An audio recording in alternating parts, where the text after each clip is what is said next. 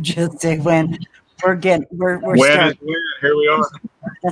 Okay, hello everybody. Welcome to the Illusion Delusion, episode 3. Good afternoon, folks. My co-host Clint and myself, Jody, will be. Clint. You know you shouldn't call me Clint. I got Clint on my. Yeah, you threw me under the bus right from the get-go. Anyway, that's Chad, everyone, not Clint. No, Clint was our guest last week. Exactly. Okay, so we're going to be discussing the election or selection, the results, and what's taking place behind the scenes. And I wanted to start this broadcast out with this video right here. All right.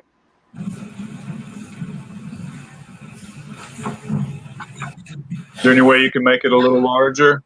Mr. Curtis, would you please state your full name? It's not large enough. My name is Clinton. Well, it's kind of boxy. It's right in the middle of the screen.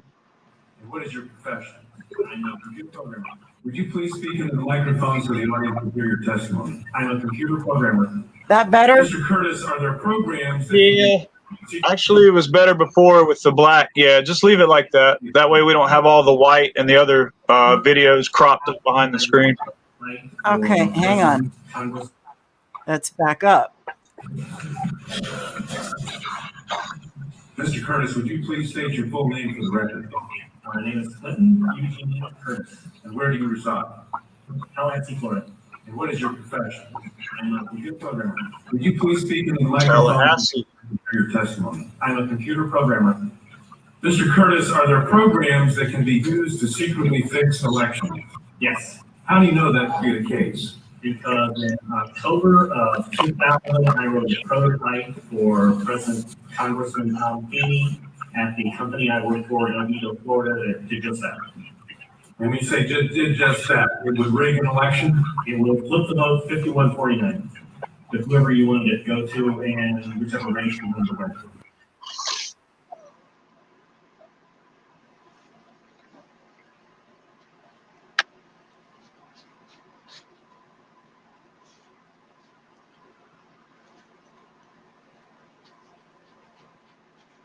Oh.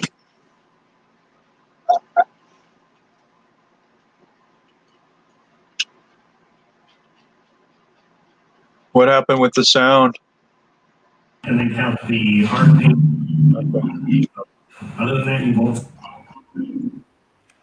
Is it back? Yeah, it's kind of cutting in and out. The sound is. Could you hear the whole thing? Just the introduction, where he was from, what he does for a living. He's in Tallahassee, Florida. That's down in my neck of the woods.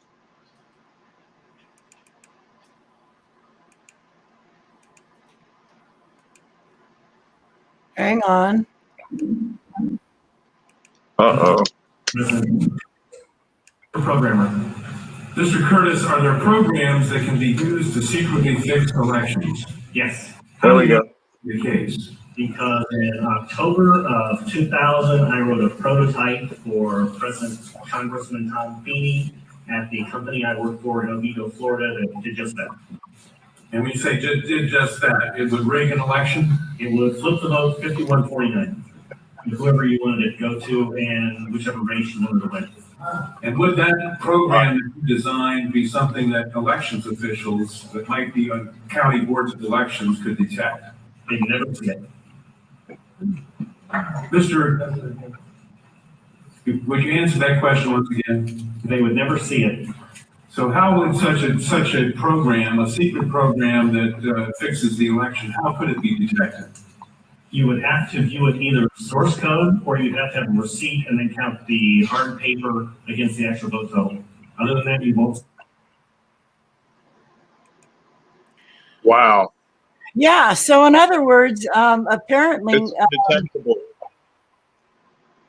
Yeah, they've been working this. The computer programmer, this gentleman, if memory serves me right, because I went and I downloaded the entire interview in front of the judges a couple days ago, and he goes into great detail about people that were asking him to fix elections back when Bush Jr. was in He office. said, yeah, 2000. In 2000. Did he say Tom Feeney? Did I hear him correctly? I can't remember. I thought I heard he was, But this his video, company was hired by Tom Feeney, who I yeah, guess was a congressman during that time. yes. Hang on, I gotta say hello to Holly. Hi, Holly. So yeah. Anyway, I'm gonna be posting the entire video in the show notes along with this short clip. Okay. But they've been fixing elections like this for many years, and Oh, no doubt. and you know, like the Al Gore and Bush election, that went to Al Gore, but that machine flipped it, Bush. And Well, they we're also talking prove about this. the popular vote. Remember, the Electoral College is actually who selects the president. Yes. It's not the popular vote. Yes, but this machine makes presidents. And Trump found this out. And so now he's doing the hand recount in Arizona, in Michigan, Pennsylvania, in Georgia, in right. North Carolina. 5 states, right? Or are there more now? North Carolina just got flipped back to Trump. And it's because of this anomaly, if that's what you want to call it, that has been. That's a good word for it. But so this only affects the popular vote, right? Yes. So what does that have to do with the Electoral College? Because the delegates are the ones who select the president in each state. Yes. Well, so I'm confused, like what their purpose is with all this. If it's just a smokescreen or a distraction, well, they're trying to hide something else. Well, this is a multi-tiered agenda, in my opinion. I believe that number one, this whole farce that the world has been put under is created to first teach you about politics, teach you about how presidents are created and made. Teach you the wrong way. Teach you how votes are created and what happens to votes. A lot of people are learning this, and they didn't know this before. So this is a good thing, of course. And like I always say, whatever bad happens, there's always more good that comes out of it. I hope so. Because from what I've seen in my adult years, going back as many elections as I can remember, nothing ever changes. The agenda always remains the same. Doesn't matter who's in office, whether it's a Democrat or Republican, Well, the right wing and the left wing belong to the same bird. That's right. 2 wings on the same bird. Yep. Because up top, they're all connected. They're all connected and funded by the same people. Yes. So it doesn't matter. The whole paradigm is false. As Clint was saying last week, United States is a corporation. It's not a country per se. It's a legal fiction. It's an incorporated body. Yes. And everything in the country is incorporated under that. All the states, there's 2 state governments. Aside from the de jure or private side, you have the de facto side, which is the incorporated side. That's the corporation. And everything is set up under an umbrella. All the states, the counties, municipalities. I highly recommend that everyone in the audience go and watch The Corporation Nation. It's a documentary that Clint did perhaps 10 years ago. I think it was around. Incredible piece. Yeah, it was around 2010 or 2011. I can't recall exactly, but you know, that was when Clint was still very active in his blog, and he was uncovering all this along with the help of Walter Burien, who has the website CAFR1.com. The CAFR stands for Comprehensive Annual Financial Report, and that is a report that every incorporated entity has to file every year with the federal government. And that's the real budget. That shows you where all the money is, all the hidden assets, all the acquisitions, properties, everything that any business obtains. It's all going to be in that comprehensive annual financial report. And you can even find one for your local county, your local city, wherever you live. Yes. Every entity has one. Not to mention that we too are corporations. Our strongman is a corporation. Yep. That's the whole birth certificate process. Yes. When you were delivered, that comes from the root word livery. All right. When you're delivered in the emergency room, that hospital is a ward. And essentially, you become a ward of the state. Your parents sign you over, or your mother does. And then your father has 7 years to claim you. To claim you. If he does not claim you in 7 years, you are now officially dead and lost at sea. Yep, you're scooped up under maritime laws of salvage. Yep. And the United States pretty much has, you know, a 99 to 100% retention rate with all of their quote unquote chattel property. And then from there, you're hypothecated and monetized. Your birth certificate becomes a negotiable instrument, which they can trade, you know, at will on the stock market.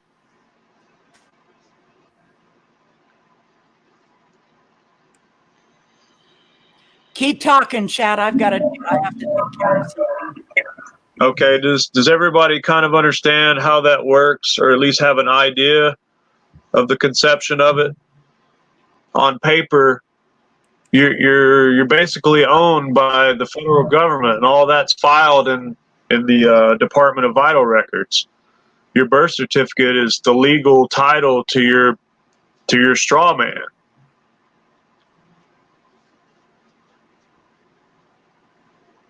The government owns your name.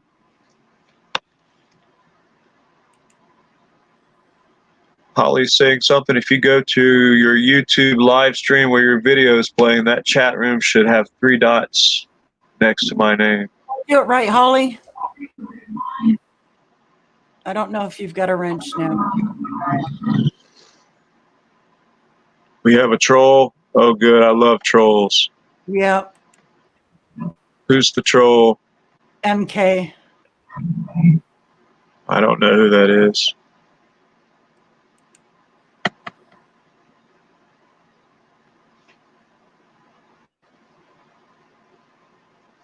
What are you working on right now?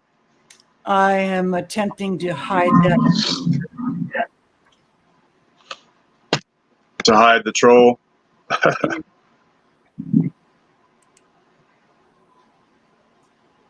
I tried removing her, and okay, so cool. Can you disable her chat function? I just removed her and removed her from this channel, so okay. We won't have to worry about that.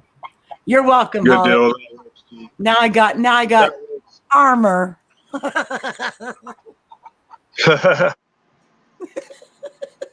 Holly steals others' testimony. What? No, she does not. All right. Okay, Not so really in the mood for any nonsense this afternoon. let's get back to the subject.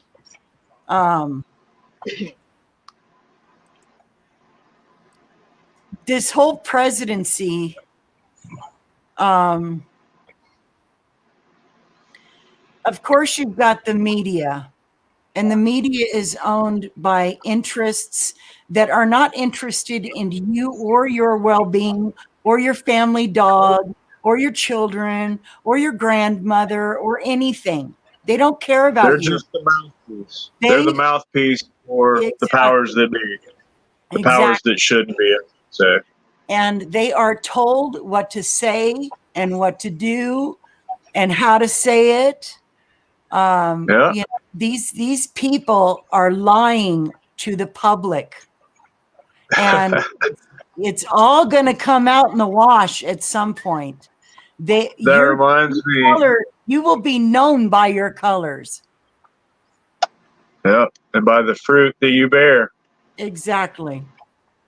You know, that's a quote from the Bible, not verbatim, but you know, you'll be known by your works and by the type of fruit that your tree bears. Yes.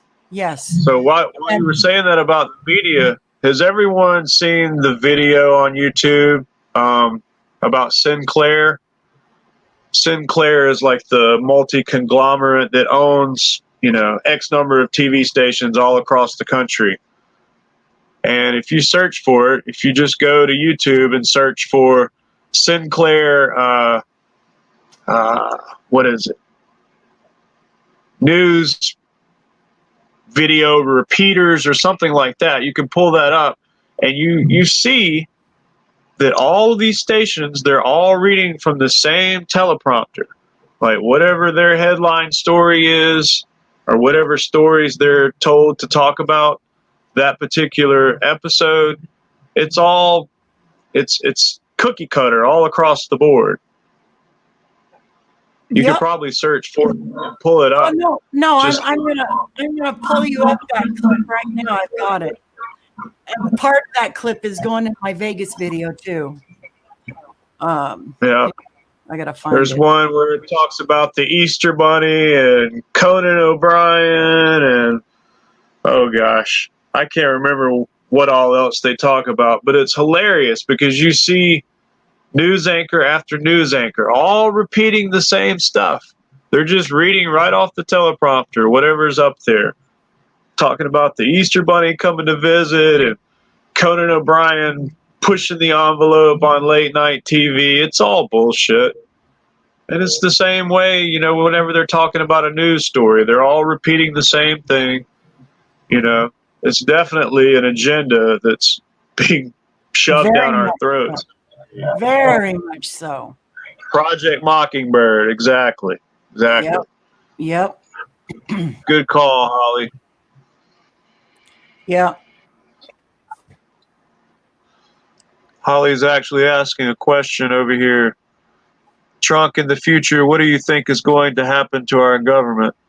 I'm interested in hearing what you think will be to come to this country. You go ahead with your perspective, and I'll chip in. I'll chime in. Well, above that, Holly asked, when Trump is declared our rightful president, will the Democrats have BLM and Antifa rip up our streets again? And sure they will. That's all part of the agenda. She said the word again, and they've never stopped. Even if Joe Biden is declared the winner, they're still going to be doing this because these guys, they don't even like the Democrats. These guys are so much far left than the Democrats. Antifa is they're like an anarchist idea. Anti-fascist. Anti-fascist is what Antifa stands for.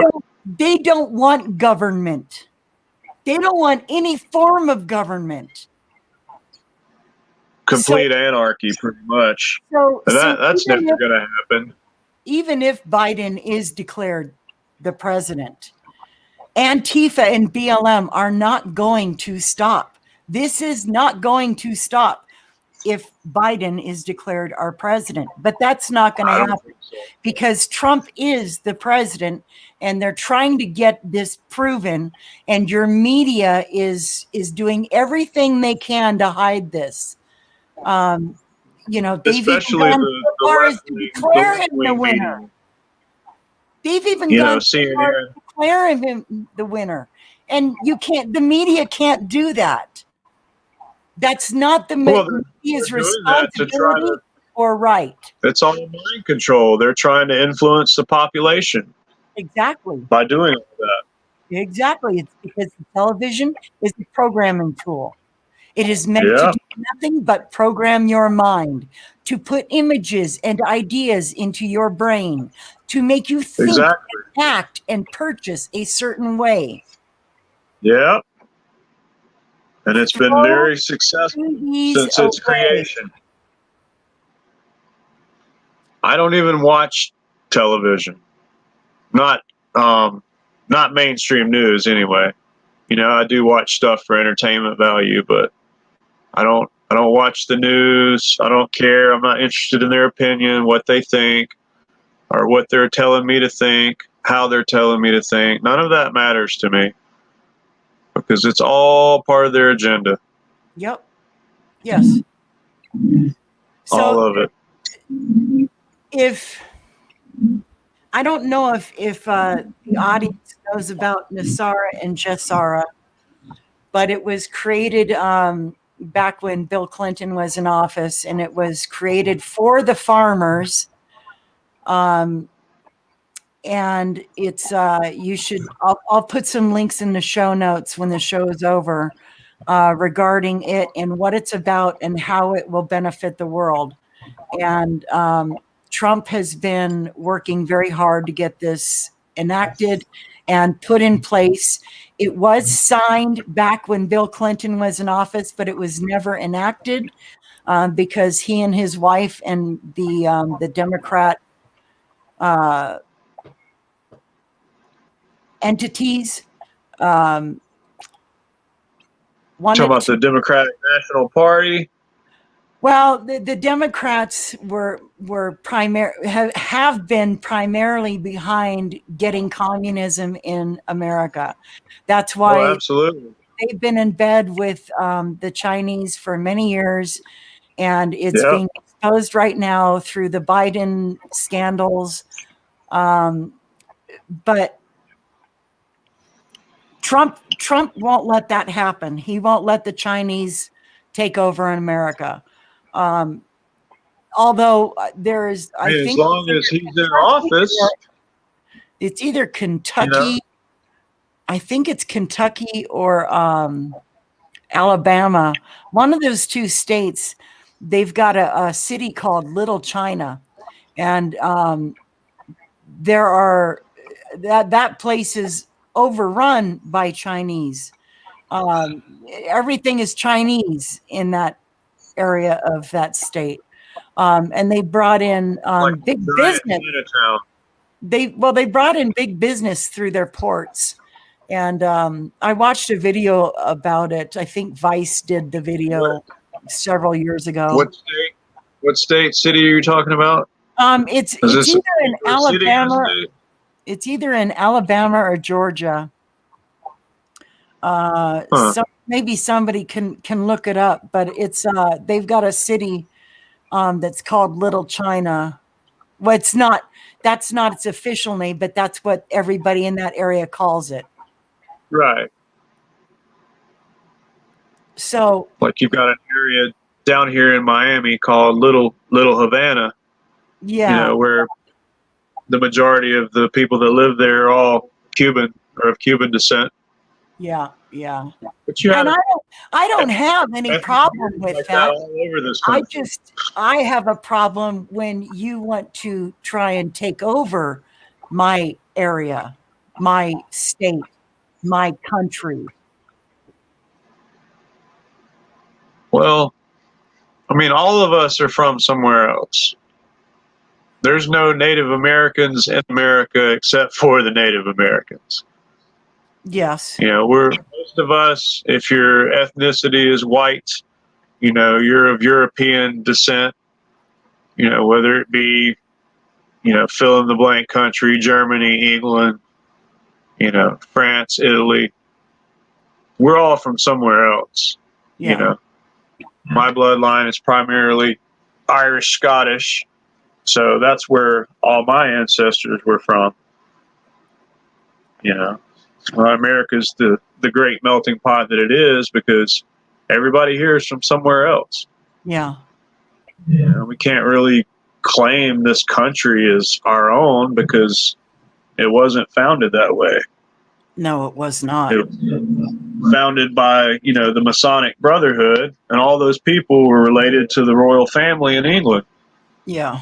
All of our presidents are descended from King John. Yeah. There's plenty of proof to back that up. You know, you can look at Burke's Peerage, which is a society in England that, you know, keeps track of royal lineages of the bloodlines, and all the presidents can be traced back to the royal family. You can't be president in the United States unless you are related to them somehow. Yeah. And if you'll notice that most of people in Congress, and that's the House and the Senate, most of them are attorneys. And most of the presidents in this country have been attorneys. Absolutely.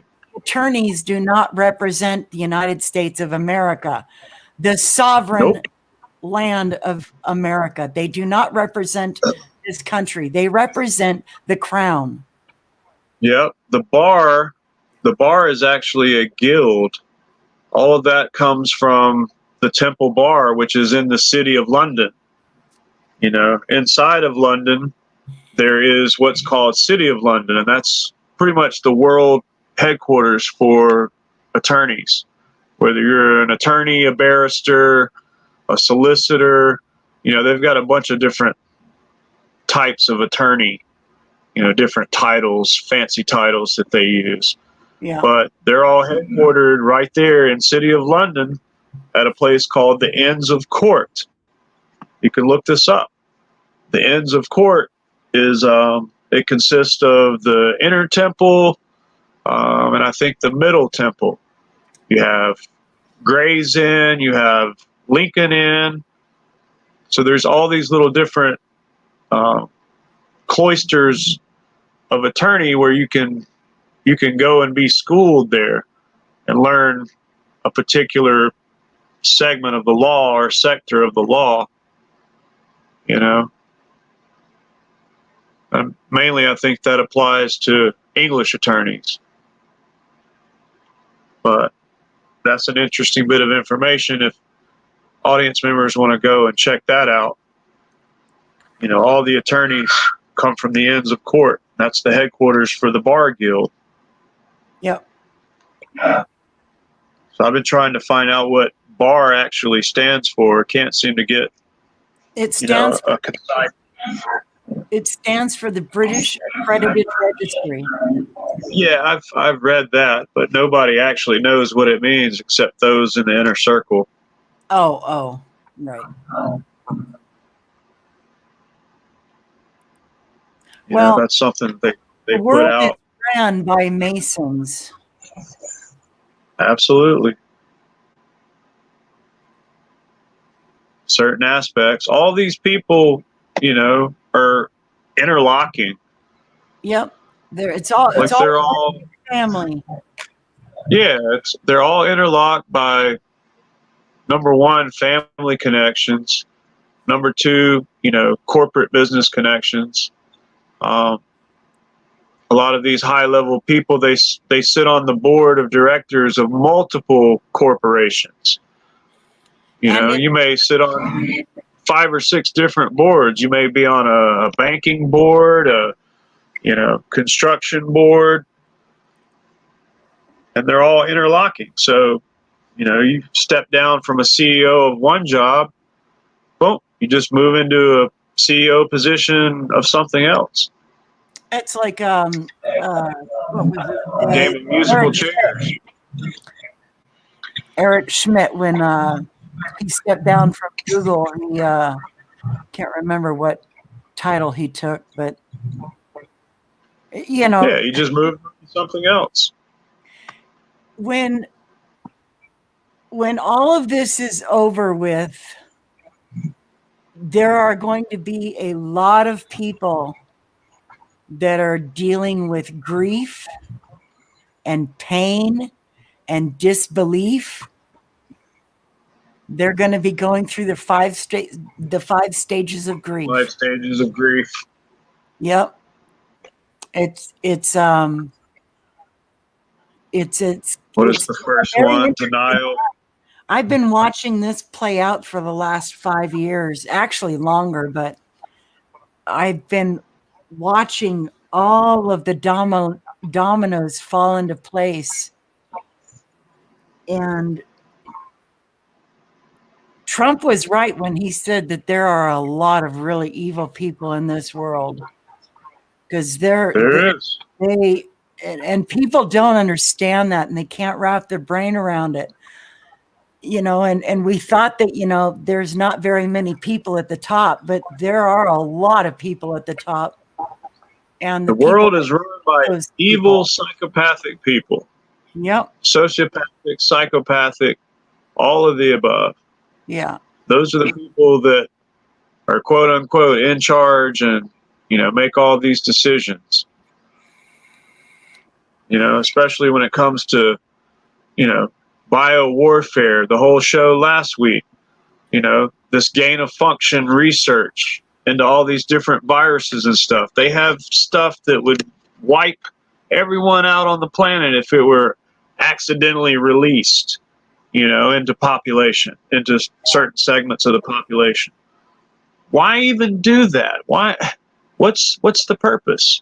Why would you even tinker with nature's design, take, a virus, and you basically take it into the lab, and then you work on it, you dissect it, and then you recombine it with other things to make it, a viral super weapon? Why would you even do that? They're playing God. I don't even believe they're human. I really don't. I personally cannot believe that a human being, somebody that God made, could actually have that much hatred in their heart for somebody to want to go to do that, to destroy them, their families, their whole culture, their race, the planet. Yeah, everyone. You can't be human if you're going to do that. Like, hey, we don't like poor people, so let's just wipe them all out. They don't even call us people. We're cattle in their eyes. We're cattle, or we're monsters to them. A human is defined as a monster. Yeah, that's literally in Black Law Dictionary. These people think. These people are so effed up in their mode of thinking. They consider us monsters, useless eaters. Look it up in Black's Law Dictionary. Yeah, it's in several of the law dictionaries. Maybe Ballantyne's, Bouvier's. There's a couple of them out there. Corporations and humans are monsters. A person is a corporation. It's a mask. Yep. And you have a legal person.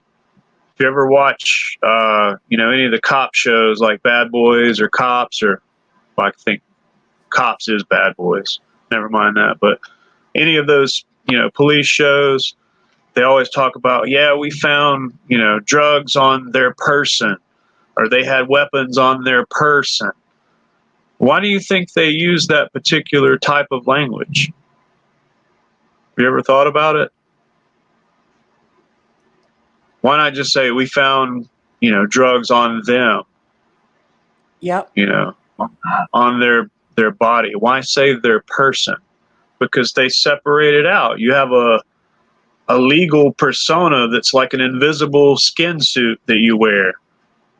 And that's the part that they control.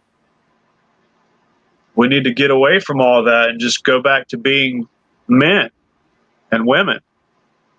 You know, not a person, I'm just a man. Because they've taken every term and they've redefined it in the legal realm. So every word that you can imagine, they've renamed it to something else in their system of legalese. And one other thing, whenever you hear, if you get injured, according to the law, that just means to be injured is to be brought into law. In law, yeah, in law. Clint goes over that in one of his documentaries. I think it's Red Pill Sunday School, season 2, episode 2, I think, where he goes over all these terms, you know, and he defines them as they're defined. Well, on my Gab account, I've got a group called Welcome to Your Straw Man. And coincidentally, I use the cover of his book, The Straw Man, for my the cover on my group. But I go in and I give all these I give the legal definitions of the Black's Law Dictionary. So if you're interested in learning a little bit about that, then go on to my Gab page. I will drop Check the it link. out. I'll drop the link. I can't tell everyone how invaluable his research has been. Like everything that he's done the last, 15, 20 years, it's just been so invaluable in bringing people to light, to the truth, about what's really going on. He's done so much for the research community, for people that want answers, that are seeking answers.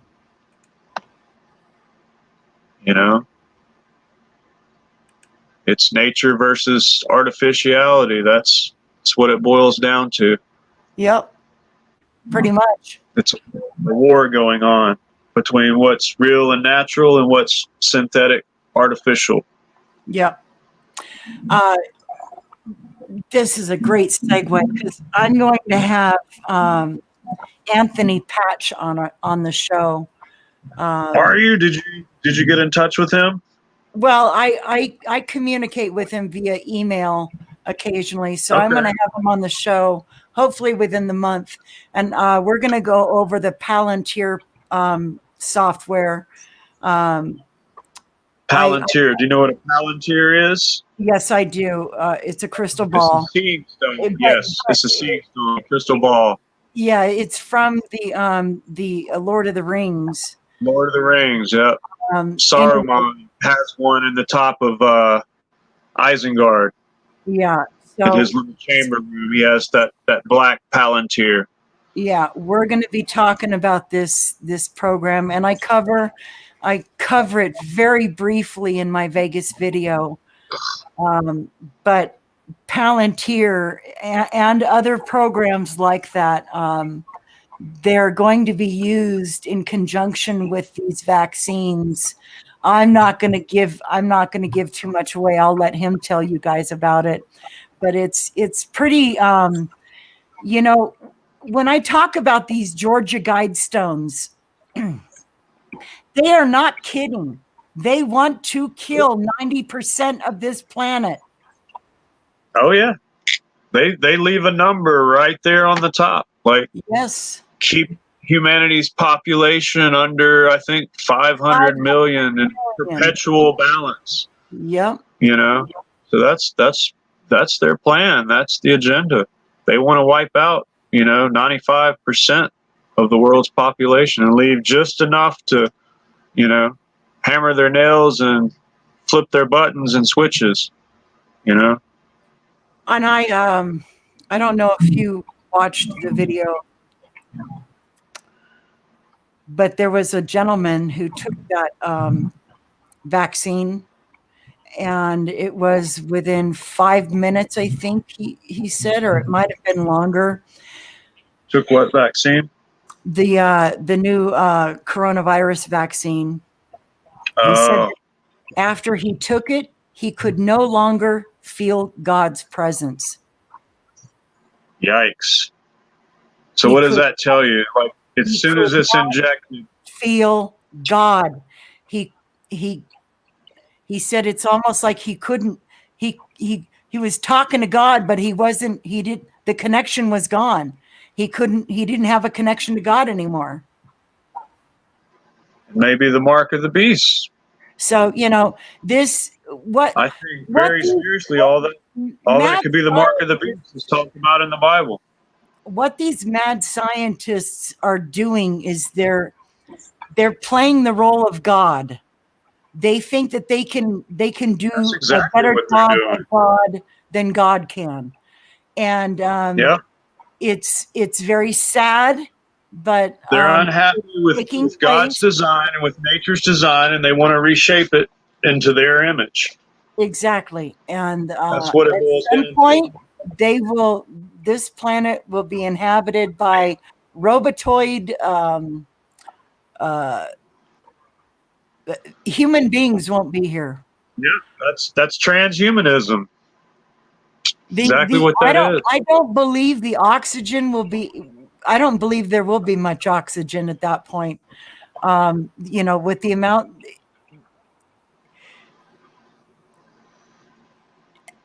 Trump and the patriot spirit, I don't believe is strong enough to overcome ideas like chemtrails, GMOs, Oh, fluoride. there's so much. There's like so many different facets and like spiderweb threads to the agenda that, if you cut one thread, well, there's still 100 more over here that are connected. Yeah, So and I don't think people are waking up this fast plan enough. is so, yeah, They've the magnitude of gotten this so plan is comfortable, huge. watching their TVs, playing their video games, Yeah. shopping at their favorite stores, checking out who liked their post on Facebook or Snapchat. The people have lost their desire to find the truth. They've become so complacent, and I really want to hope and know that there will be a future for mankind on this planet, but Holly's making some don't good know. points over here. They're trying to take over our earth and use us as their food source. Well, that's what They they've want to been use doing since the Yahweh as the beginning. throne. Yep. Yeah. They've been I doing don't that think since they the are. beginning. I really don't think these people are human. They're something else. I don't believe they're human either. You cannot be human and do that to another human. They lack total empathy, Yeah. total empathy. All they feel is apathy towards, the human population. Mm-hmm. Yeah. So, if Trump is declared the winner, we're going to have BLM and Antifa and the Democrats freaking out and just becoming very negative, more negative than they already are. And I don't blame them, and I can't blame them because they've been subjected to the television. Yeah, they're brainwashed. They're brainwashed. I was brainwashed for a long time. I'll admit it. I was caught up in everything just like everybody else is.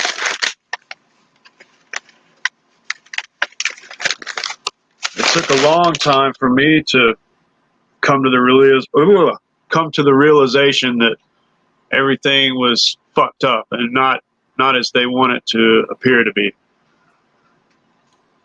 I lived with rose-colored glasses on until 9/11. I didn't know there was anything going on and going wrong with the world. I didn't either. I didn't feed into it. I didn't watch the news. I was too busy enjoying my life and having fun with my friends. Yep. And when 9/11 they want you to be so distracted. Well, my mother. That's why they put all this stuff out there. My mother had been dying from breast cancer when 9/11 took place. She died 10 days after 9/11, and I didn't really have. I knew 9/11 took place. I knew that a bunch of people died. But in those 10 days, I wasn't even focused on 9/11. My mom wanted the TV on. I don't even remember hearing the TV. I was so focused on my mother and knowing that I was going to be losing my mother. Yeah, I lost my grandmother that same week on my mother's side. I was so overcome with grief and heartache and loneliness and distraught over the passing of my mother that I couldn't feel anything for the 9/11 victims. And I ended up taking an airplane right after they opened up the airports after 9/11, which was in October or November. I think it was in November or December. I took an airplane back to Boston from Seattle.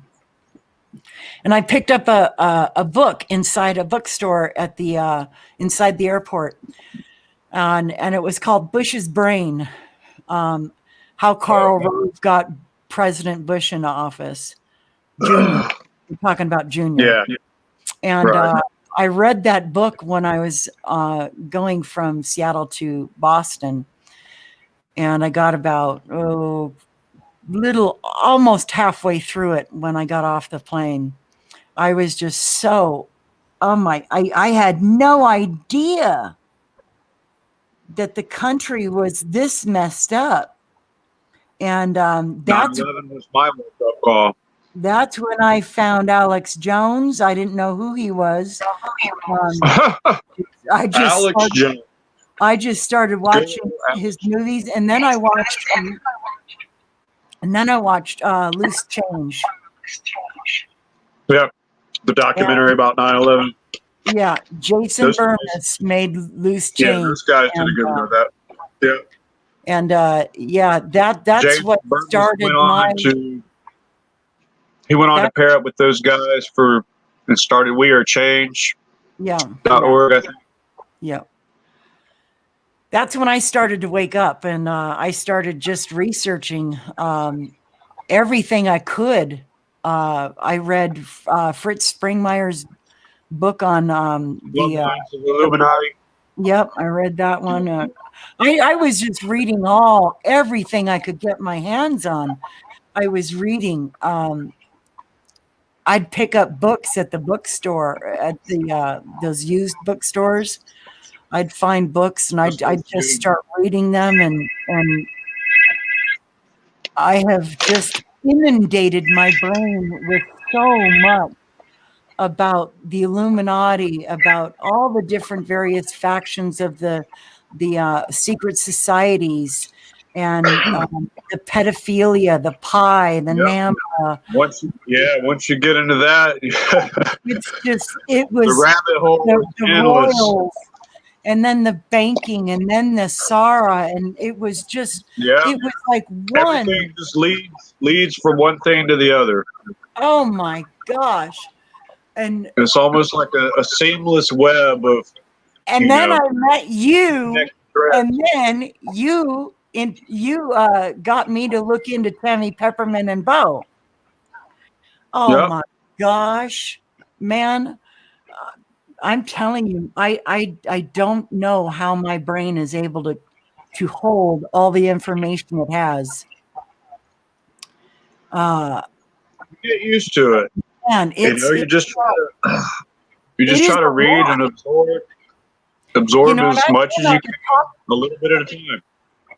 I've been on the top of roofs screaming until I lose my voice for people to look up and to wake up. Turn off your TVs. Throw away your TV. Get back to Get rid nature. of it. Get back to your family values. Get back to your family traditions. Stop Yep. supporting businesses that are ruining this planet. It is up to us. These corporations are not going to help you. No, they're not. They are going to take everything they can from you. And then after They're you not die, there to help. a little bit more. They're not there to help. No, they're not. But as much as they try to, make it seem like, oh, hi, we're from the government. We're here to help you. Not a chance. Not a chance.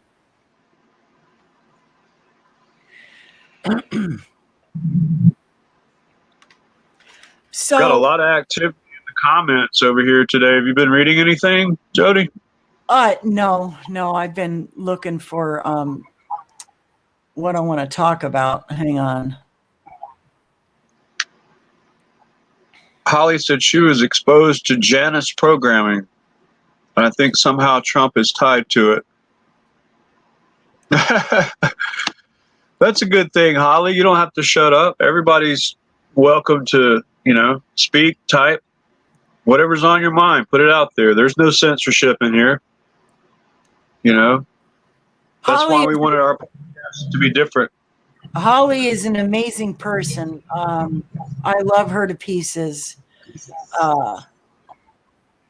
She's a good person, and she has her own story. Don't we all? If you check her channel out and just watch some of her videos, she's been through a great deal. I will. I'll check it out. The people on this planet, God bless their souls. Human beings are trusting entities. We want to trust. We are. We're very gullible. So much. And then we're very gullible and trusting. When that trust gets broken, it breaks our heart. It breaks our confidence. It makes us second guess. And whenever your trust is broken in somebody, it wrecks you. It seriously wrecks you. I know all about it. So the human race,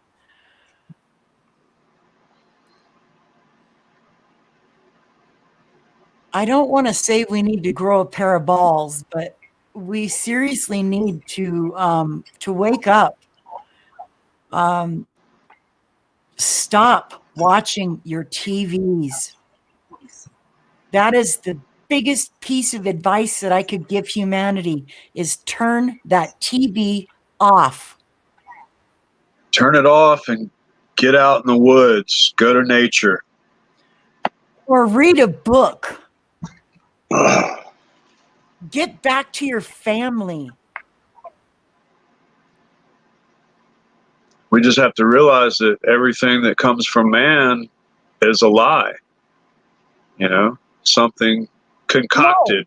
No, I don't believe that everything that comes from man is a lie. There are things that come from man that are a lie, but I don't believe that everything is. Because there's a lot of love that people give. When somebody, unless it's leading us to the truth, leading us back to nature. When somebody makes you a homemade present, that's not a lie. That is not damaging to you at all. No, that's not what I meant when I said that. it's hard to explain what I meant. There's a lot of deeper things under that comment, I should say. Human beings are beautiful. We are such beautiful creations. And we take that for granted. We take for granted that we can wake up and open up our eyes and smile and give great grace to God for giving us another day. Shoot, half of the world doesn't do that. That's right. All you have is the air that's in your lungs. You know, we're not guaranteed our next breath. You are guaranteed to live forever. You are guaranteed that. You might not be inhabiting the body that you're in right now, but you're never going to die. You cannot die. And that's what the pieces of the shit at the top of the food chain have been trying to hide from you your entire lives. You cannot die. I can get on board with that. Bottom line is, we really don't know. We don't know what that is the number one fear. People are afraid to die. Yes, absolutely. To die. That is their number one fear in this life. And it's the biggest lie that has ever been perpetrated on humanity. Yeah, because everybody goes through it. That's something we all have to do at some point. It's, you know, physically die and then spiritually cross the void, or recycle, whatever it is that happens once the physical body dies. You know, that's left to be discovered. And I think that's something that we might never figure out here on this side of, you know, on this side of existence, I should say.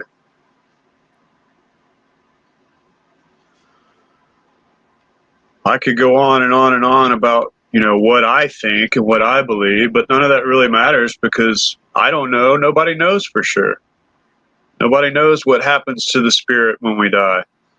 I do. You know, I've been there. How?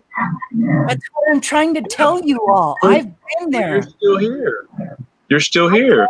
Back. I made the choice to come back. I wanted to stay up there, and my grandmother convinced me to come back. She kept telling me, no, Jody, it's not your time. I kept saying, I don't care. I'm going to stay. And she's, Jody, it's not your time. You've got unfinished business. You need to go back down there.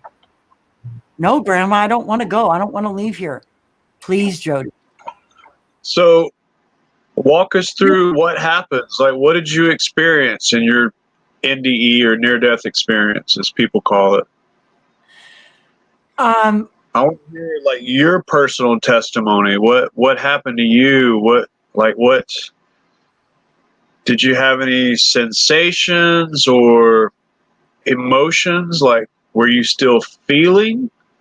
Well, it's kind of hard to put into words, but do you want me to give you my entire testimony or just answer your question? Well, I mean, that's up to you. It depends on how much you want to share, you know, with me and with the internet, you know, how much you want to go into it.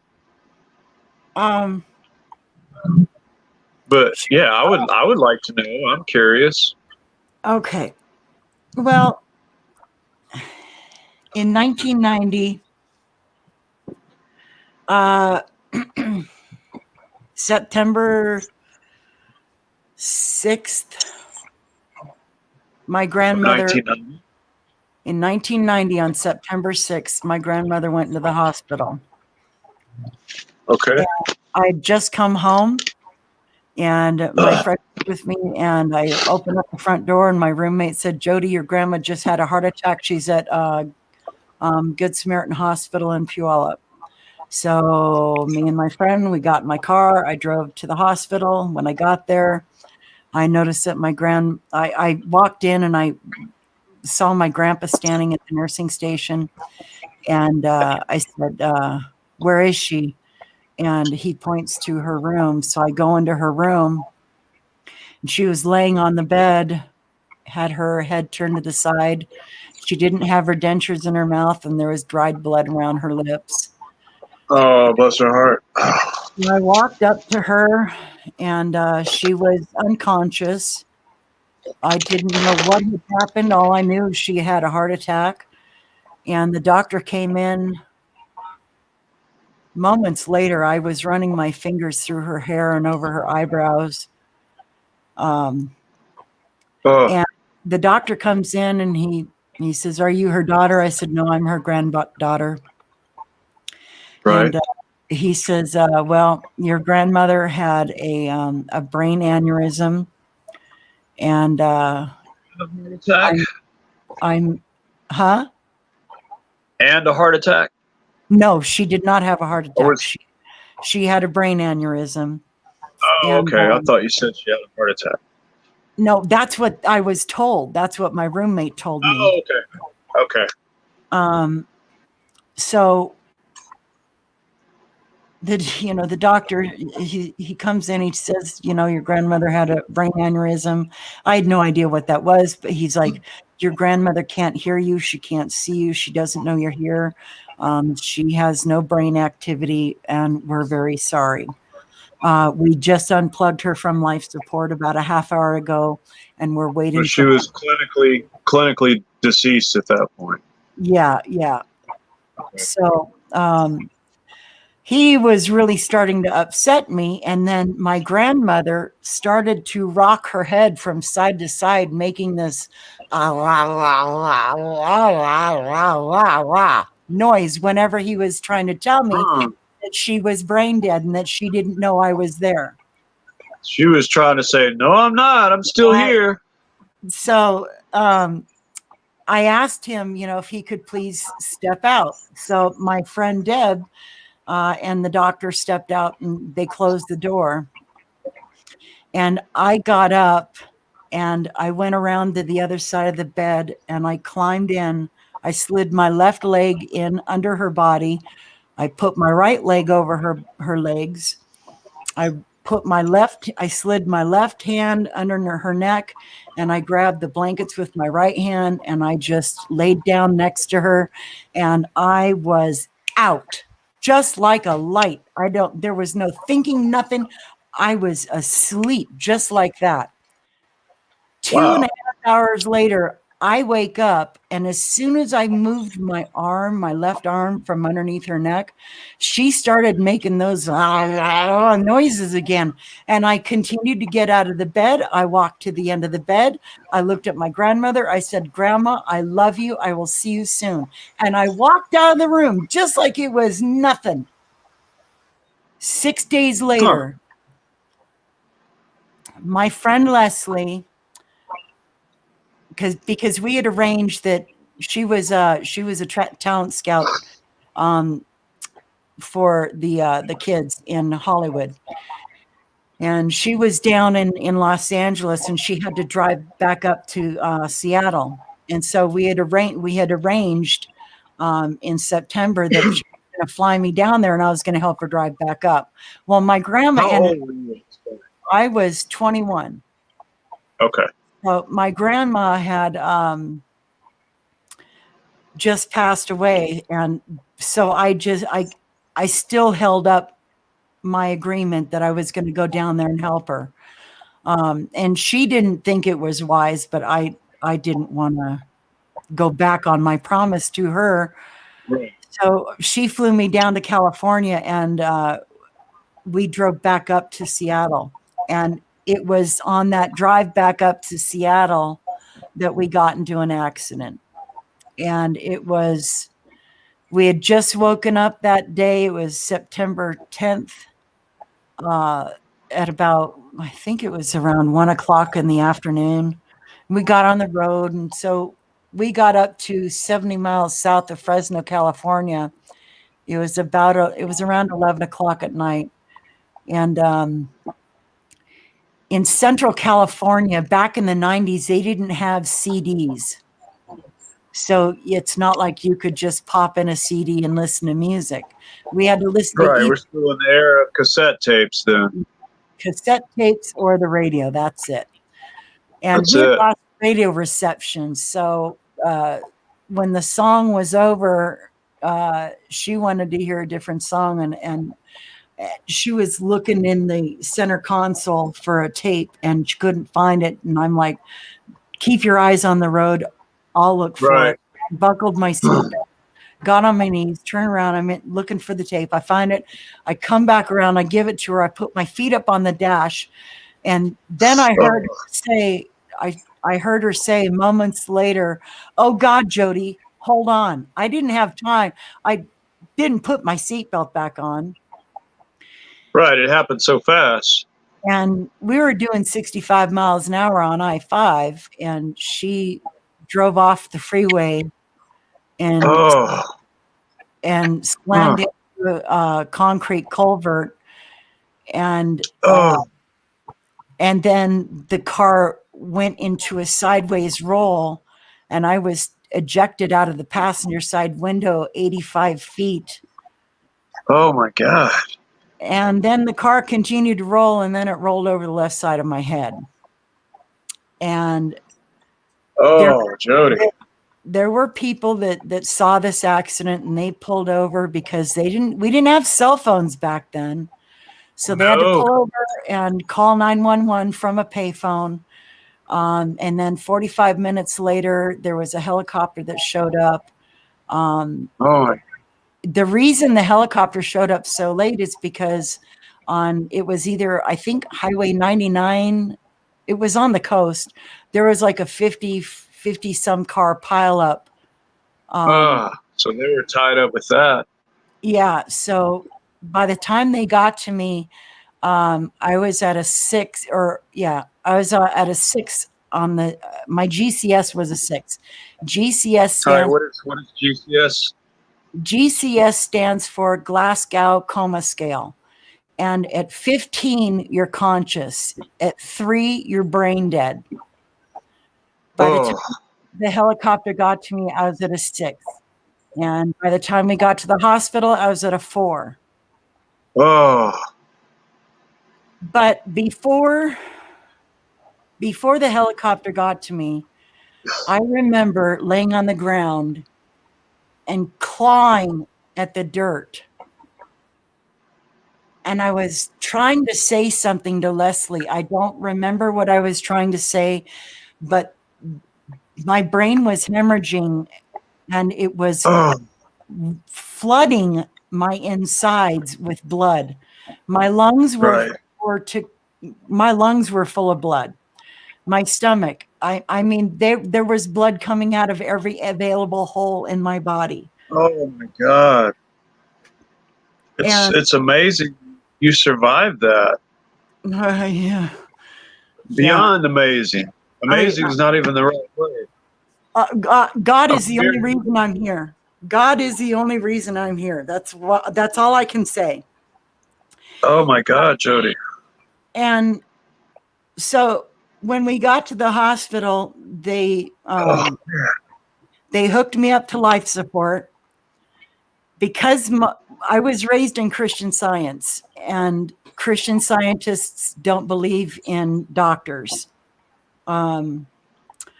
So when my mother got the phone call from Leslie's mother that I was in an accident, the first thing she did was she called her Christian Science practitioner.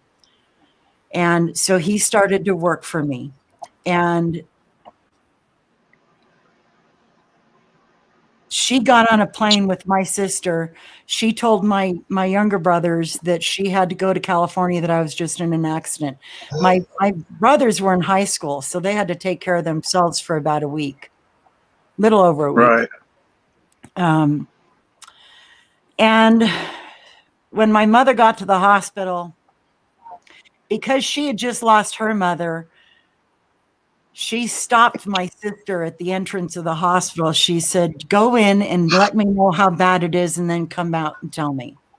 So my sister goes up to my room. She sees me, and she comes back downstairs. She's like, Mom, it doesn't look like anything's wrong with her.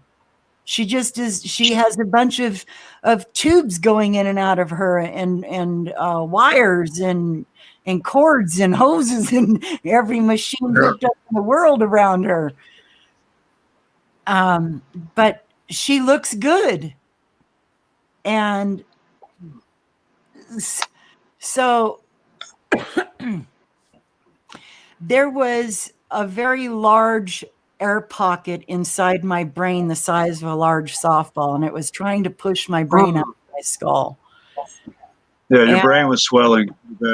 Yeah, and because my mother was a Christian Scientist, she wouldn't let the doctor drill any burr holes to relieve the pressure. Yeah. So for 12 hours, my brain was swelling and nowhere to go. 12, and it was at the 12-hour mark, that air pocket was gone. The doctors couldn't explain how it left so fast or what happened, but it was gone. At the 12-hour mark, it was gone. And then my sister had made a comment to me many years later, of course. She made a comment to me about how as soon as I got there to the major intensive care unit, she said that it was, I think she said it was within the hour or within that first day, people that weren't doing very good got much better really fast. So it wasn't just you. Other people were having miraculous recoveries also. Yeah, I believe that too. Wow. God's power is very strong. So I want to give you, I'm going to give you my experience on the other side before I continue this story. When I was in the helicopter, I felt my body separate like Velcro. It was almost like I was unvelcroing myself from my body. And as soon as I was completely separated, I went from on my back to on my stomach, and I was floating above in the cabin of this helicopter, watching this nurse pump on my chest. So you were seeing everything that was going on below. Yeah, and then just seconds after that, I went up into a fetal position through the props of the helicopter into nothing but pitch black space. I didn't see any stars, any moons, any planets, nothing. It was just totally black. It was blacker than black. But I could sense other people with me. I didn't know where I was going. I didn't know what was going on. And then right after that, I knew that there was this, it was a giant hand, and it was carrying me to wherever I was going. And then it made this most glorious noise I've ever heard. It said, "Don't be afraid, Jody. I love you." Wow. And as soon as he said that, I felt this incredible warmth. Sense of peace. It enveloped my body.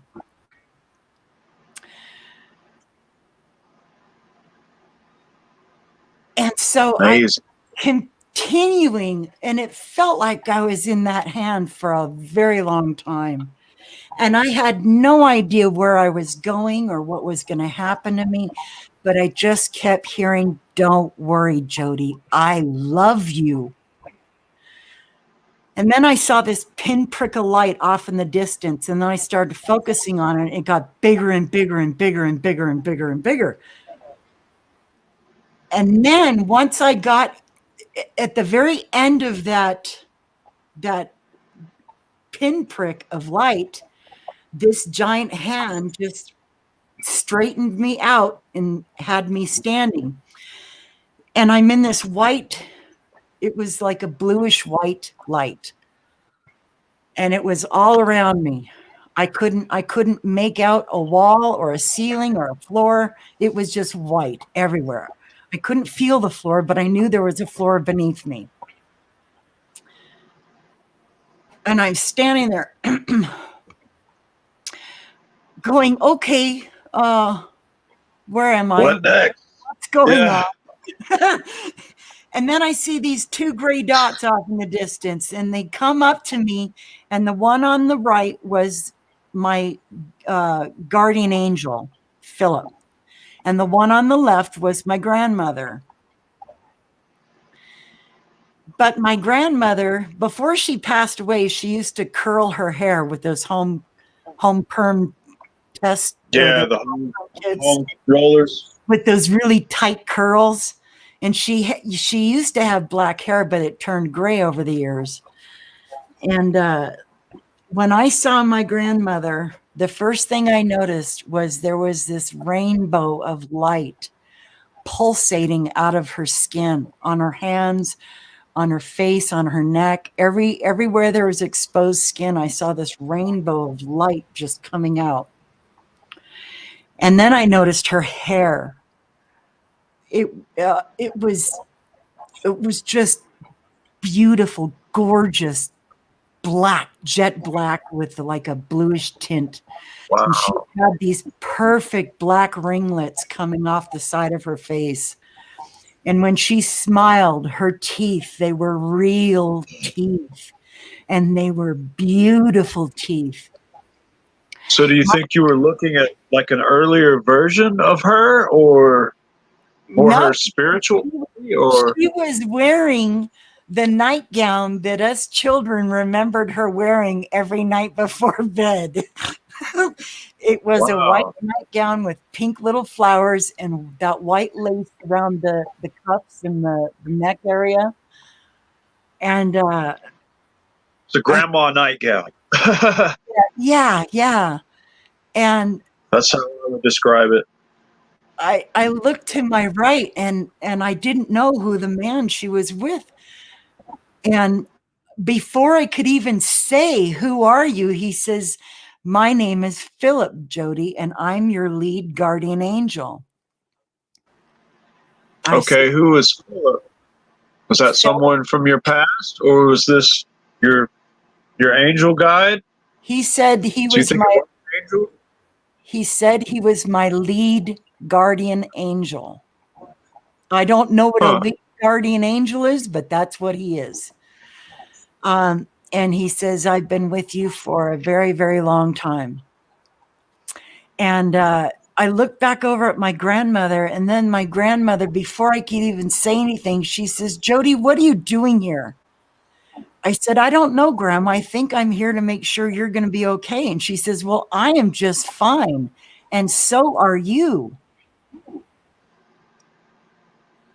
Wow. My sister, when she told me that when she was outside of the hospital one day smoking a cigarette, she said she saw Grandma come to her wearing that exact same gown and say those exact same words to her. "Don't worry about Jody. Jody is fine. Jody is just fine." This was after she had passed? Well, yeah, this was during my near-death experience. Okay. I'm telling you about the near-death experience I had with my grandmother, and then about a week later, right, you made contact with your sister as well. Yes. So after she says, I'm okay, I'm just fine, Jody, and so are you. And she's like, you shouldn't stay here, Jody. It's not your time. I said, Grandma, I don't want to go back there.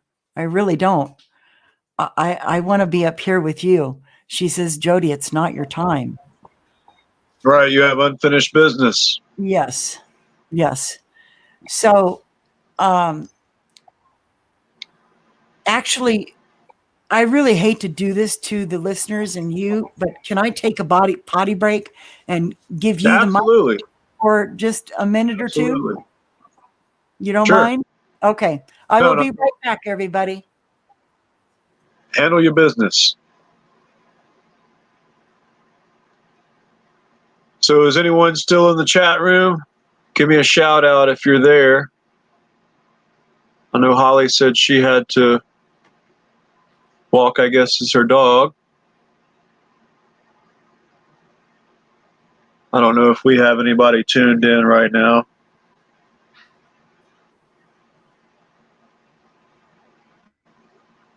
I hate to be talking to myself. But if anyone's out there watching, listening, if you have any questions, you can post that up in the chat room. I'll try to answer it best of my ability.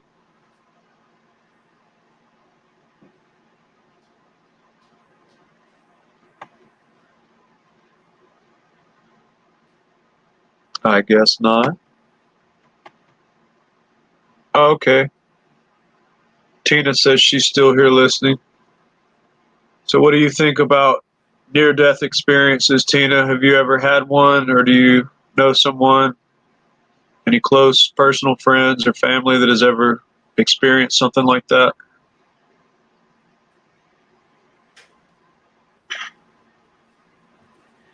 Okay, I'm back. Oh, that was quick. I didn't really say much. I just was curious to know if anyone in the audience had ever had an NDE or, knew someone that had experienced one as well.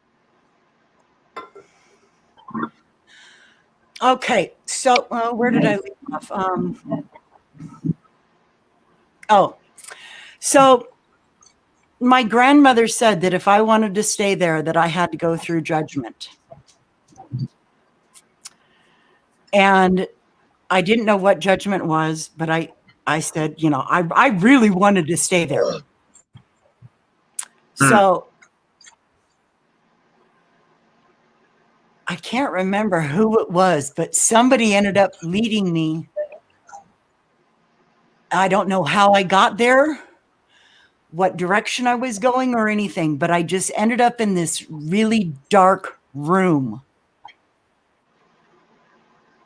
And then It was a room? It was a room. Just like a dark space, empty space. Yeah, well, it had walls and it had a ceiling, had a floor, but it was just a blank room and it was dark. And scary. And then there was on one wall, it was the whole wall. It was everything, every experience that I had gone through since I came out of my mother. Every experience I went through. And I was judged on how I treated others during those experiences. And if I ever said anything to somebody that hurt their feelings or made them mad, it was there. I felt everything they felt tenfold. I also felt everything that let's say I hurt a little boy's feelings. I felt everything that boy felt, and then I felt everything his parents felt, everything his friends felt. Oh my goodness. When he would tell his friends and his parents or whoever, I felt all of that 10 times more. So every single deed that I did in my life was judged by how I addressed it, how I talked back to them, what I said, what I thought, what I felt. I was not judged on the car I drove, the house I had, the animals I had, absolutely not. The status I had, my bank account. Yeah, I wasn't judged all on material man-made things. You were judged on your spirit and how you treated people. I was judged on my heart, how I treated people. Wow. So that it felt like it was, oh my gosh, that felt like that took at least a day or 2 days to go through. And I don't remember at what point, but all I remember is when it was over with, I was on my knees and my hands crying so hard. Oh my gosh, I've never felt that kind of pain on this planet ever. Never. Not even to this day, I've never felt that kind of pain. And I don't ever want to feel that kind of pain again. That's why I've been turning the other cheek every time somebody hurts me. That's what Christ said. I know what's coming to them. It's not going to be fun. And it's not going to be pretty. So if you can imagine all these people that do really bad things, they've got it coming to them. They're going to be in a lot. I have not done even remotely what politicians have done. Right. Or policemen or judges or pedophiles or murderers or rape. Any of that. I can't even imagine how long their judgment is going to take. I've done some pretty bad things in my life. I think we all have, but nothing on that scale. You know, never murdered anyone, never, touched a child, or, my sins are just like anybody else's, I guess. Yep. At times I've had to lie, cheat, and steal to survive, so that's what I'm going to have to face, Yep. But it doesn't last forever. But it's a necessary step to take because, we go by on this planet doing our day-to-day stuff, not thinking about the consequences behind your actions. Absolutely. And everything we do has a consequence. Every action has a reaction. Exactly. And so the more love you put out into the world, the more love will be felt in the world. You have to put out love in order for it to be felt. Right. So think I can vibe with that. Think good thoughts. Feel good thoughts. The more that's so hard to do on a daily basis sometimes. Well, of course it is, especially when you're watching your TV. But if you do everything, watching TV, but just dealing with your daily problems, because everybody has the same problems. We all go through trials and tribulations and ordeals. Of course. But it's how we handle it, how we respond, and rise to the challenge, I guess you could say. It's how you think. Your thoughts are the anchor to this existence. Yeah. Your thoughts are going to determine your experience during judgment. And your thoughts, are what shape your life here on Earth. Your thoughts, they create your reality. Yeah. I firmly believe that. I think a lot of us, we've kind of created our own prison, I guess you could say. Just with our thoughts and the types of things we think. Your thoughts are the most powerful thing you own. And you better believe that the people at the top know this. That's why they're trying to harness and control and change your thoughts. They're getting rid of the people that are talking about these things.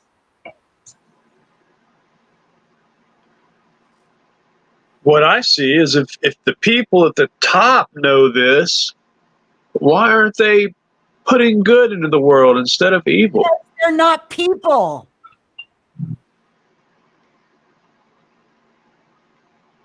They're going to be judged just like everyone else. Exactly, but they're not people. They've been taken over by something else. They're not people. A human being cannot do this to another human being. You get taken over if you can. Yeah.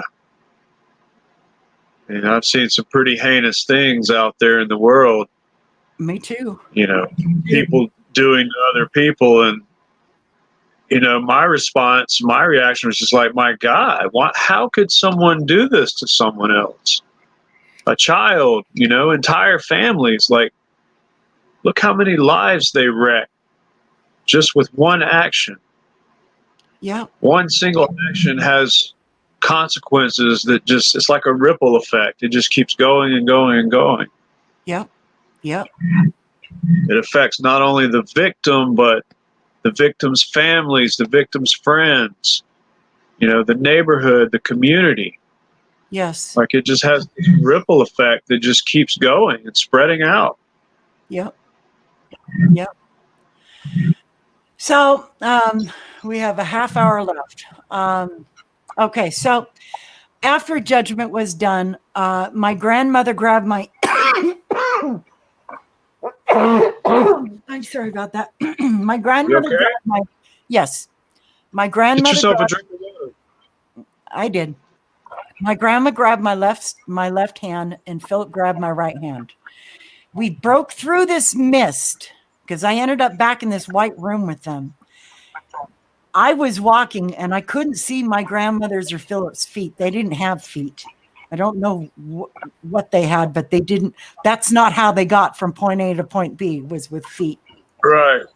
They were angels. They were just kind of sliding across It was really weird. the ethereal plane.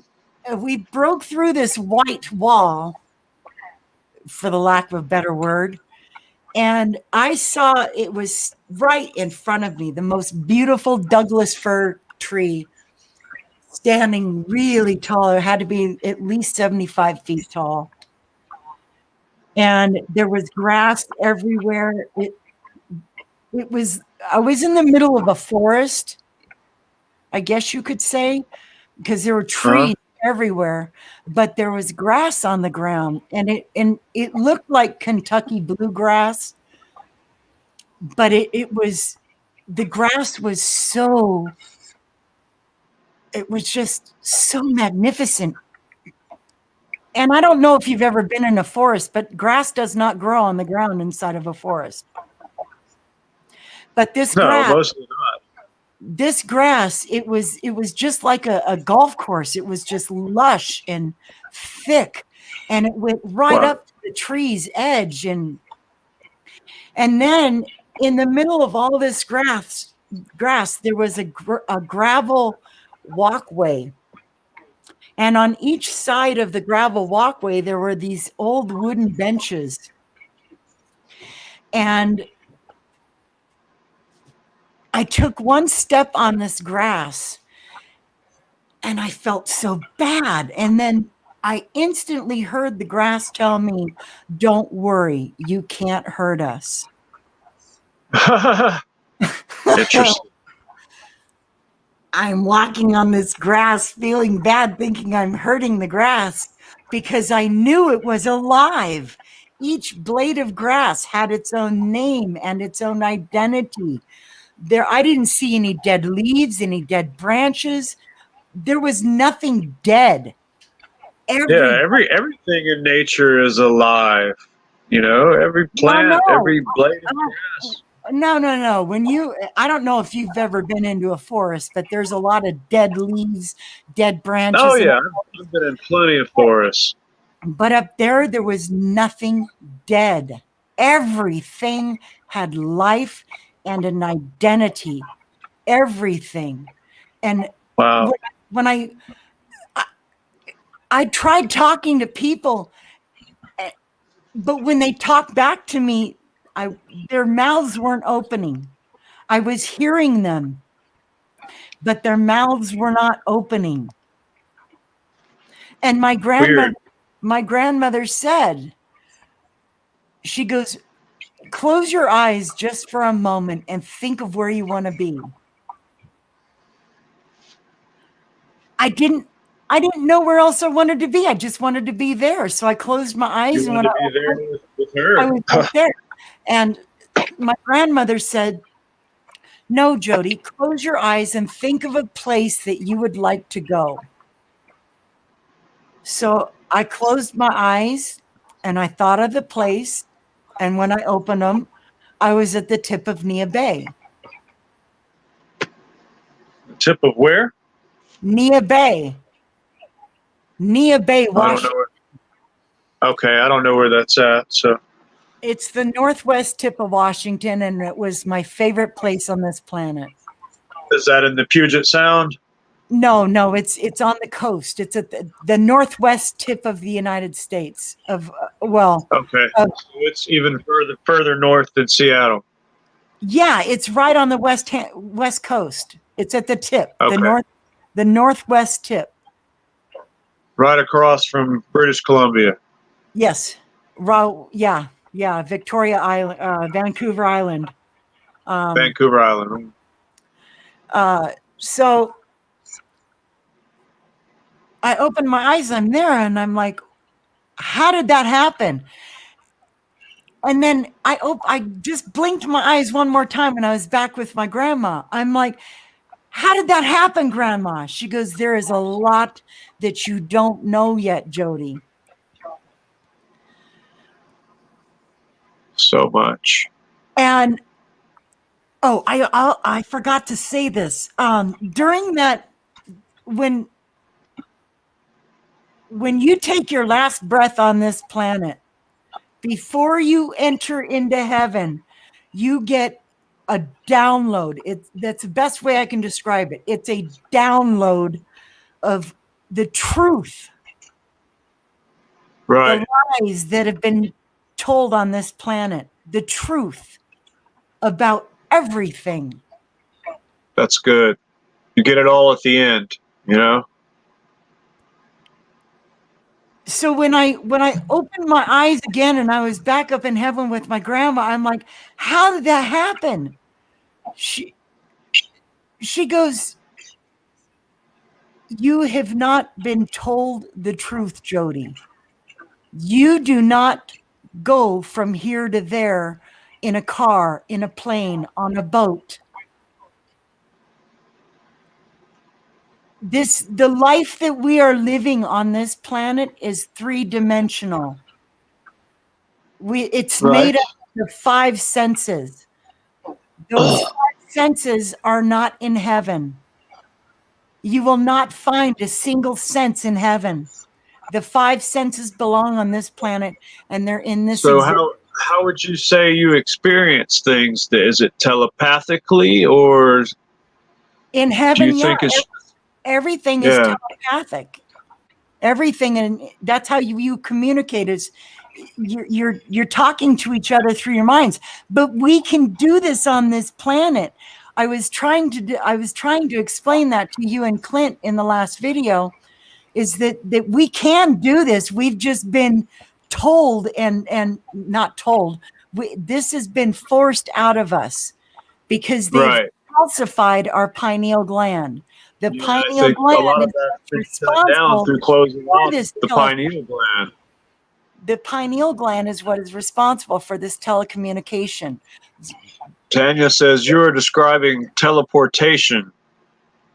Yeah. I guess it sounds like teleportation. Everything on this planet, if you're looking at it through your eyeballs, if you're tasting it on your tongue, if you're hearing it out of your ear, if you're feeling it out of your hand, these are the 5 senses. These are not true. These are not truths. This experience we're experiencing is a dream. And when you die, that's when you wake up from this dream. You realize, oh my gosh, that was so horrible. I'm glad it's gone. I don't ever want to go back to that dream. And when you die and when you go up to heaven, you do not want to come back down here. I have not heard a single soul on this planet ever say in a testimony that they want to come back. Right. And when I did come back, it was, I felt so dirty and so disgusting and so awful and heavy and just full of ugly weight.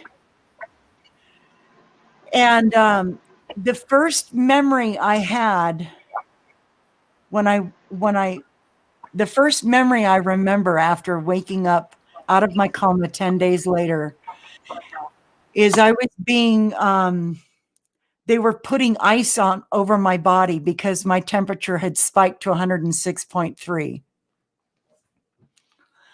So I couldn't say, ouch, that hurts, because I didn't know how to talk.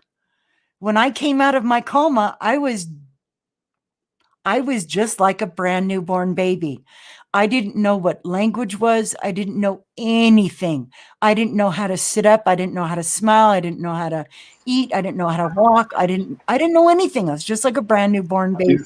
You had to be retaught everything. Yes. And I couldn't say, ouch, that hurts. The ice hurts. Stop, get that off of me. I couldn't say this. And it was so frustrating for me. And then it felt like every 15 minutes I was having an MRI. You had such traumatic brain injuries that, it affected probably all parts of the brain, your center of speech, your neocortex, your center of thought. Well, the parts of my brain that were affected, because when the car rolled over the left-hand side of my head, it crushed the bones in my middle ear. So the bones in my middle ear are from somebody else now. Wow. And it crushed my left temporal bone, my sinus, and my nasal cavity. Whenever I cry, I can't produce tears. I've never been able to produce tears when I cry. But if I get too hot, my nose drips and my eyes tear. And the hotter I am, the heavier they tear and drip. Wow. So it damaged my short term, my long term, my cognitive abilities. It killed the left hand side of my brain that controls the right hand side of my body. The entire right side of my body was injured your arm, right? You can't use your right arm. Yeah, my right arm is still paralyzed, but it paralyzed my entire right side. If you were to draw a line down the center of my body, and I mean the center of my body, every time I step into a shower, I feel the difference in the temperature on that line in my body.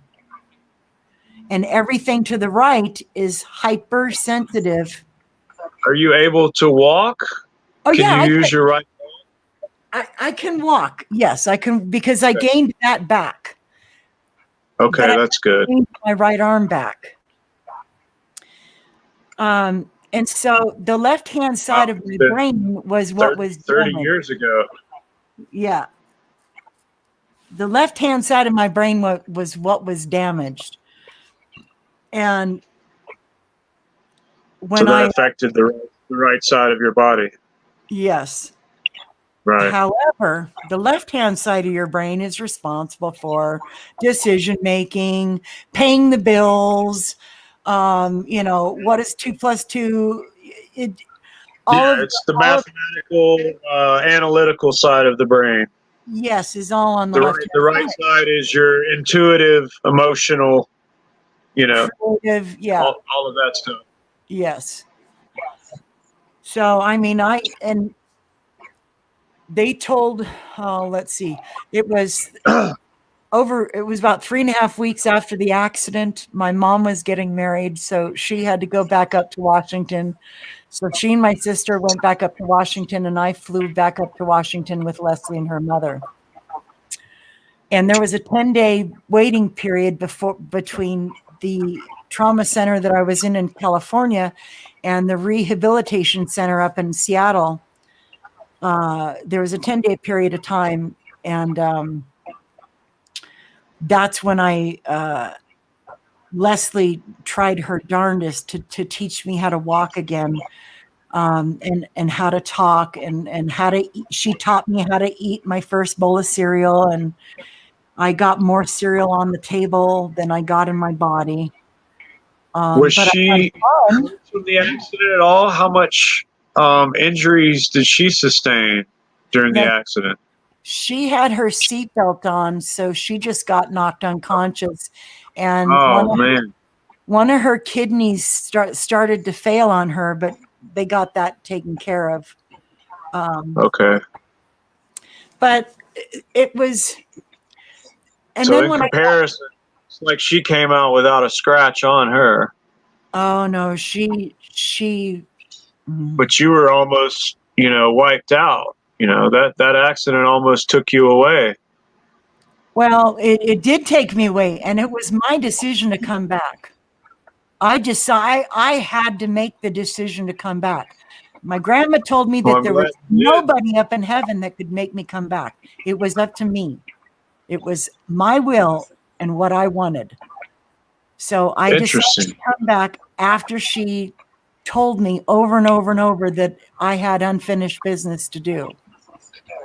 And I'm glad she had me come back, because I was the only person around from my mother when she was diagnosed with cancer.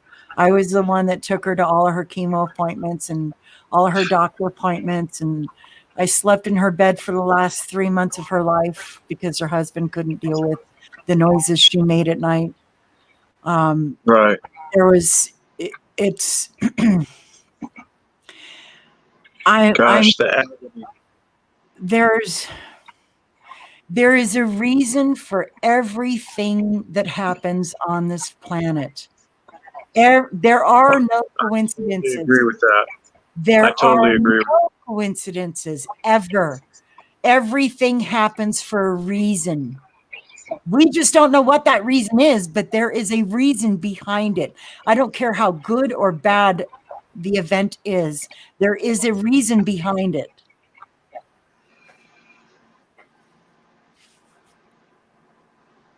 So Holly said she did not get a decision to come back, but when she laid it in darkness, she wanted to come back so she could get right with Jesus.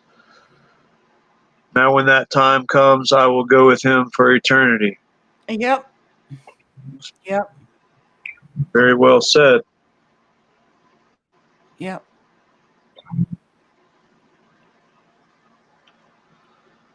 And I'm probably not even describing it the best that I could. I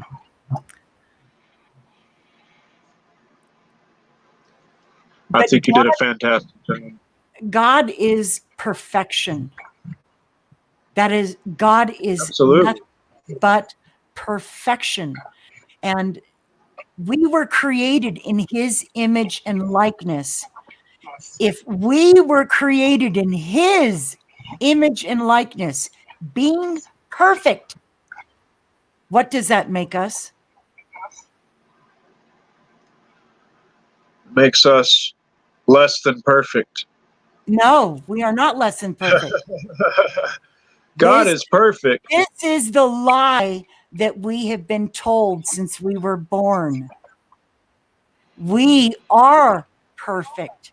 We just don't see it. We don't think it. Remember, your thoughts are they're the most powerful thing you have.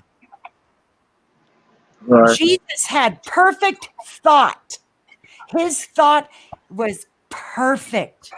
That's why he was able to do what he did. He was on a whole nother level.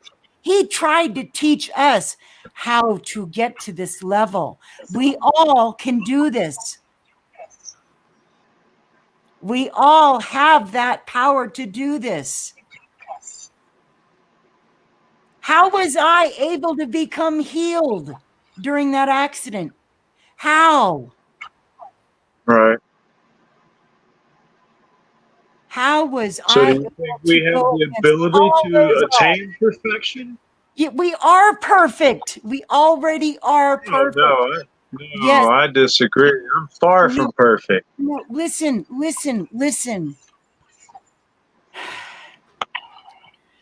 Yeah, this is so hard to describe. It is. Oh, this is so hard to describe. No, I'm far from perfect. I make mistakes every day. You know? Of course we do. I'm not saying, okay, people listening, I am not trying to tell you, well, I really don't even know how to say this. It's a mind boggler. Mind boggler for we were born from perfection. God created us in his image and likeness. In his image and likeness, being perfect. Okay. Again, you're reading man's words. Keep that in the back of your mind. Oh no, this came directly from God. God told me this when I went to heaven. God and Jesus reaffirmed this to me. We are born onto this planet being perfect. We have been told since we were born that we are not perfect, that we are capable of sin, that we are capable of disease, that we are capable of destruction. So we go through our whole lives believing and thinking these things. When you're told over and over and over that you're a piece of shit, at some point you're going to believe you're a piece of shit. Yeah, exactly. Words are powerful. Eventually people might start thinking that. You know? Change your thoughts. It's all about the thought. It all comes down to thought. Thought is the first thing and the last thing. It's all about your thought patterns and, you know, what you create mentally.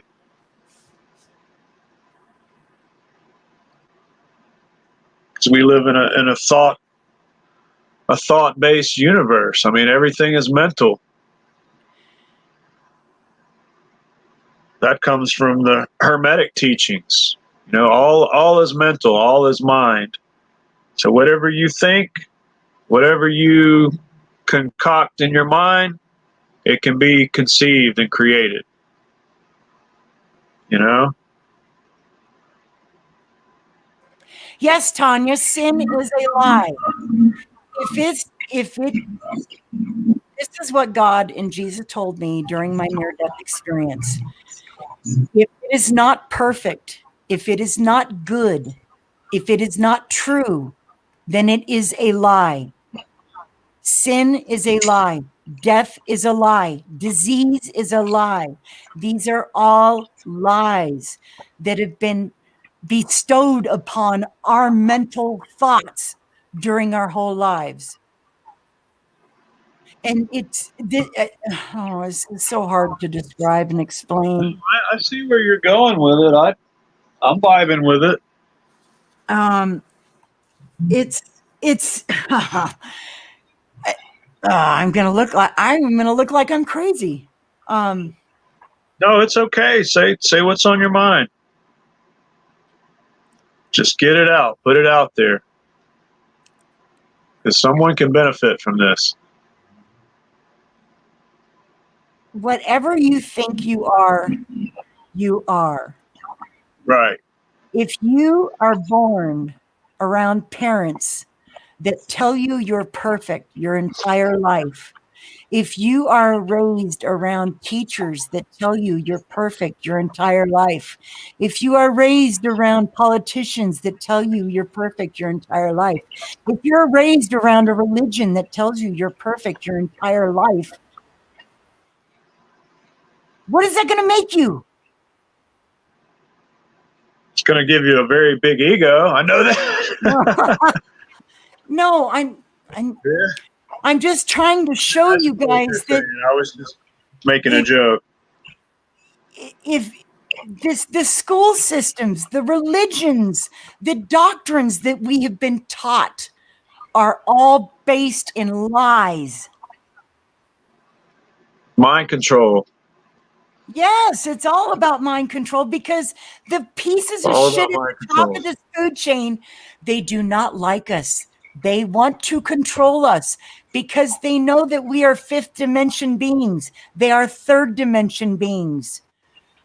They know, they believe me, they know how powerful we are and how powerful we can be. Hey, buddy. That's why they've been trying to keep us dumb, to keep us stupid, to keep us from asking Keep us done. questions. Yes.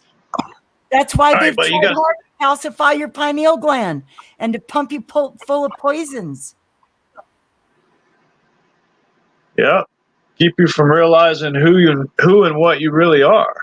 Your true Exactly. potential. Exactly. Come on, buddy.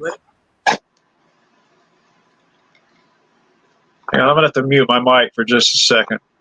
Okay. Aw. So,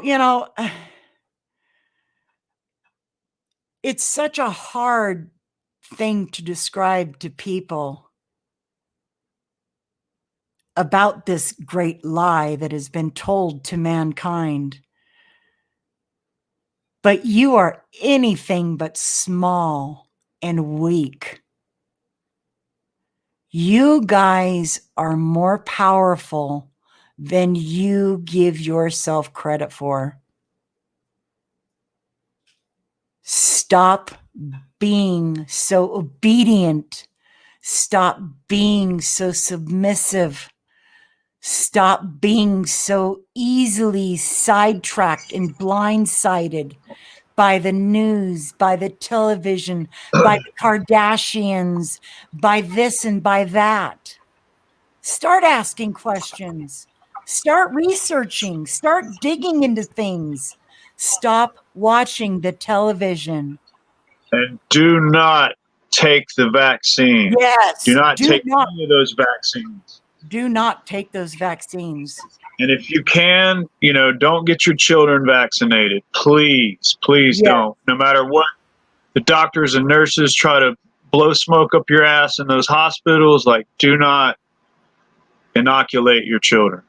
Yeah. Please don't.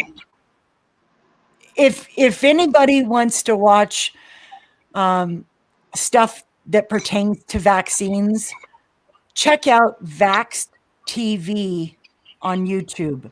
VAXXED space TV on YouTube. Start watching. Check out Clint's work. Watch Lethal Injection. Watch his COVID documentary.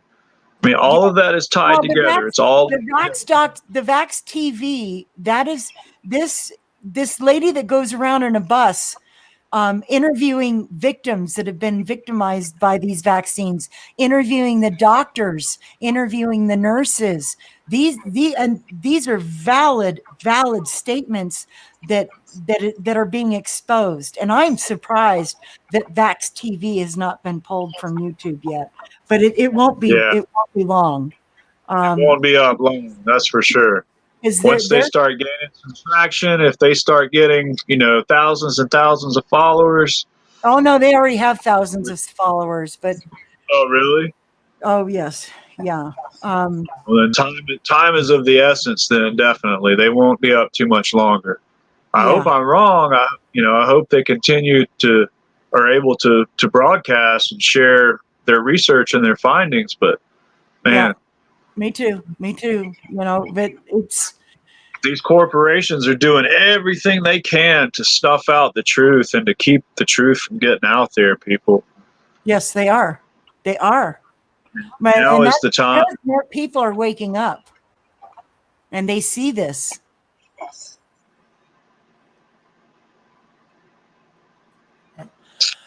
Well, folks, that's the end of our 2 hours. Yeah. I hope you enjoyed this 2 hour little bitty. Clint, is there anything you want to say in closing? If you don't stop calling me Clint. I'm sorry. Oh my God, why did I do that, Chad? Oh, you got Clint on the brain. Oh my God. You got Clint on the brain. No, it's okay. All joking aside, I love I've been called God, worse I'm in so my sorry. life. I'm so I've been sorry. called a I lot think that's worse in good my life. times. Well, yeah, I guess My if you've manager, been called my anything, manager at work, my manager at work always calls me Michael. oh, There's a young Mexican kid that I work with. His name is Michael, and we usually work together on the same shift. And he's always calling me Michael for some reason. The guy's from Bangladesh. He doesn't speak very good English anyway, but he's always called Mr. Michael. I'm like, no, my name's not Michael. It's Chad. Oh, Mr. Chad, I'm so sorry. It's okay. You think before you speak. maybe your name was Michael in a previous life. Who knows? I've been called everything. People call me Woody Harrelson. They think I look like Woody Harrelson. Well, you kind of do a little bit. Yeah, I've heard that a lot, that I resemble Woody Harrelson. But anyway, no, you asked me if I had anything to add. Not really, not this week. Like I said, I was really unprepared for the show this week because I've had so much going on in my personal life and, things at home. So I didn't really have much time to prepare. So it's good that you wanted to talk about, the election and that sort of stuff. Well, I and could again, just kind of regarding this election, what you're seeing is all a show. This is all a wag the dog show. it's all theater. Yes. And the best thing you can The do whole paradigm is is theater. The research. whole left side versus right side, Research. it doesn't exist. There is no left and right. It's all the same bird, a Yes. bird of prey. Yep. And we are the prey. They're preying on us. Yep. So keep that in mind. Yep. What about next week? Do we have any guests lined up for next week?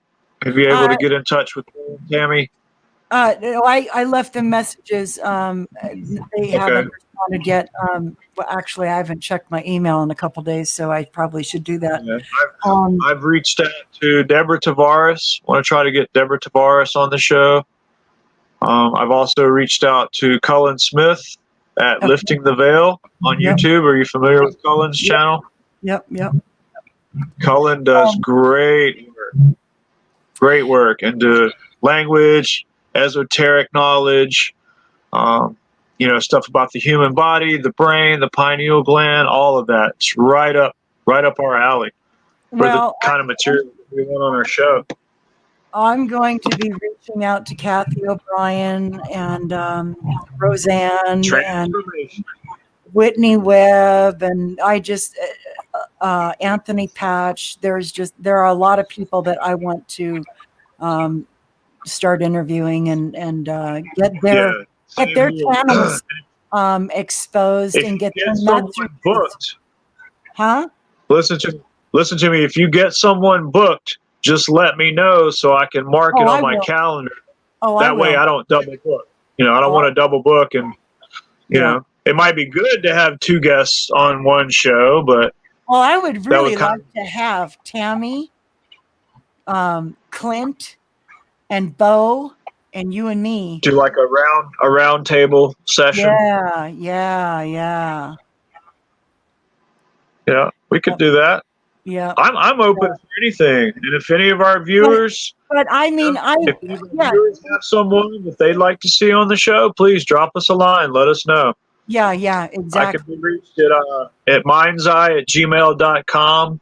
That's MINDSZAI@gmail.com. That's my email. Again, my name's Chad. So, just shoot me an email if you have someone you'd like to see on the show, and I'll do my best to try to get in touch with that person and see what their availability is and see if we can have them on. But in the foreseeable future, we've got a lot of Mondays that are open. Yeah. So. Well, again, once this video is done and I don't have to focus on this anymore, then I can really start honing in on the future guests. So Holly says, what about Fritz Springmeier? I think Oh, Fritz yeah, me Springmeier too. would be a great guest on the show. I'd love to have Fritz on oh yes, because I've read a lot of his work and Me- I've been following his research for many, many years. yep, And Yeah. he's definitely written some great books.